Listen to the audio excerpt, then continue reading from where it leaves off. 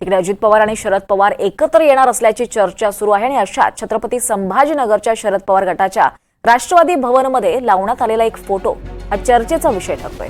या फोटोमध्ये अजित पवार आणि शरद पवार एकत्र बसल्याचं दिसतंय।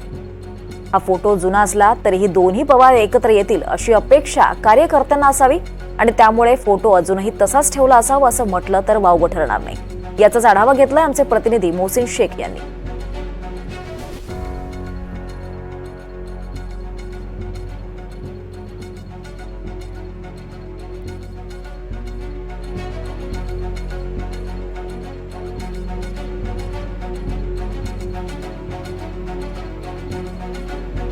अजित पवार आणि शरद पवारांच्या एकत्र फोटोमुळे एकच चर्चा सुरू झाली आहे।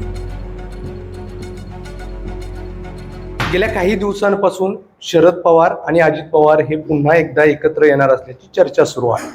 मागील काही काळात काही कार्यक्रमात हे दोन्ही नेते एकत्र देखील आले, मात्र आता हे नेते एकत्र येतील की नाही याबाबत चर्चा सुरू असली तरी छत्रपती संभाजीनगरच्या शरद पवार गटाच्या कार्यालयात एक वेगळं चित्र पाहायला मिळतं। ते जरा आपण बघूया। या ठिकाणी एक फोटो लावण्यात आलेला आहे, ज्या फोटोमध्ये शरद पवार असतील, अजित पवार असतील आणि सुप्रिया सुळे तिघांचा हा एकत्र फोटो आहे, ज्याच्यावर उल्लेख केलेला आहे की अमृत महोत्सवच्या निमित्ताने बहुतेक हा फोटो लावण्यात आलेला आहे। मात्र या फोटोमध्ये पुन्हा एकदा आपण जर व्यवस्थित बघितलं तर शरद पवार आणि अजित पवार एकत्र असल्याचं पाहायला मिळतात।